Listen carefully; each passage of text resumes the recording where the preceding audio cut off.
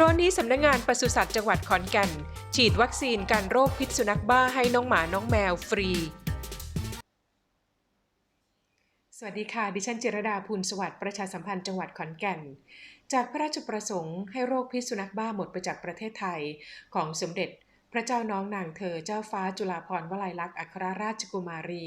กรมพระศรีสว่างควัตรวรขัตติยราชนารีวันนี้ทีมงานสำนักงานประชาสัมพันธ์จังหวัดขอนแก่นได้ลงพื้นที่ชุมชนศรีฐาน 4ในเขตเทศบาลนครขอนแก่นเพื่อไปติดตามดูการฉีดวัคซีนให้กับน้องหมาน้องแมวในพื้นที่ชุมชนแห่งนี้นะคะชุมชนศรีฐาน 4ในเขตเทศบาลนครขอนแก่น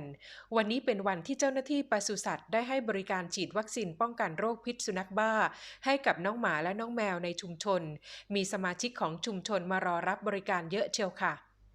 ปัจจุบันจังหวัดขอนแก่นมีการสำรวจการขึ้นทะเบียนน้องหมาน้องแมวอยู่ทั้งสิ้น 248,000 ตัวปี 2562 ตรวจพบสุนัขป่วยติดเชื้อโรคพิษสุนัขบ้า 6 ตัวและเมื่อต้นปี 2563 พบโคเนื้อป่วยติดเชื้อโรคพิษสุนัขบ้า 1 ตัวที่อำเภอบ้านแฮดปัจจุบันโรคดังกล่าวได้สงบลงแล้วสำนักงานปศุสัตว์จังหวัดขอนแก่นได้จัดอบรมอาสาปศุสัตว์ต้านโรคพิษสุนัขบ้าขึ้นเพื่อช่วยฉีดวัคซีนในพื้นที่โดยช่วงฤดูร้อนตั้งแต่เดือนมีนาคมถึงกรกฎาคมนี้จะให้บริการฉีดวัคซีนฟรีจึงขอเชิญชวนให้นำสุนัขและแมวมาขอรับบริการได้ฟรีในชุมชนใกล้บ้านเจ้าของสุนัขเจ้าของแมวทุกท่านนะครับที่เลี้ยงสุนัขและแมวในพื้นที่ของทั้งหมดในเขตพื้นที่ของจังหวัดขอนแก่น226ในเขตพื้นที่อบตและก็เทศบาลในขณะนี้224พื้นที่นะครับในขณะนี้ให้ดำเนินการนะครับฉีดวัคซีนป้องกันโรคพิษสุนัขบ้าให้กับ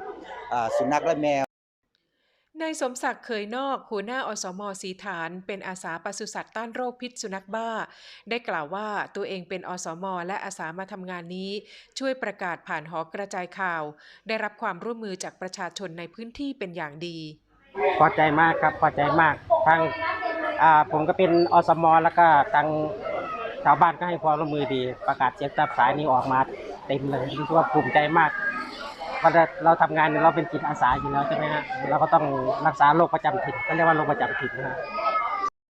และเมื่อเดินถัดมาจากชุมชนศรีฐาน 4เข้าไปในวัดจอมศรีซึ่งเป็นวัดที่อยู่ใกล้ๆปรากฏว่ามีหมาวัดอยู่หลายตัวเจ้าหน้าที่ได้ให้บริการฉีดวัคซีนแก่สุนัขทุกตัวที่อยู่ภายในวัดจังหวัดขอนแก่นตั้งเป้าจะฉีดวัคซีนให้สุนัขและแมวที่มาขึ้นทะเบียนครบทุกตัว 100% ในปีนี้ก่อนจะนำน้องหมาน้องแมวมาเลี้ยงนะคะควรถามตัวเองให้ชัดเจนซะก่อนนะคะว่าจะดูแลเขาได้ในยามที่เขาน่ารักจะดูแลเขาได้ไหมในยามที่เขาเจ็บป่วยจะรักเขาได้ไหมจนกระทั่งเขาตายไม่ใช่ว่ารักจริงแล้วทิ้งกลางทางผลักภาระให้วัดนะคะเพราะว่ามันบาปค่ะขอบคุณสำหรับการติดตามนะคะสวัสดีค่ะ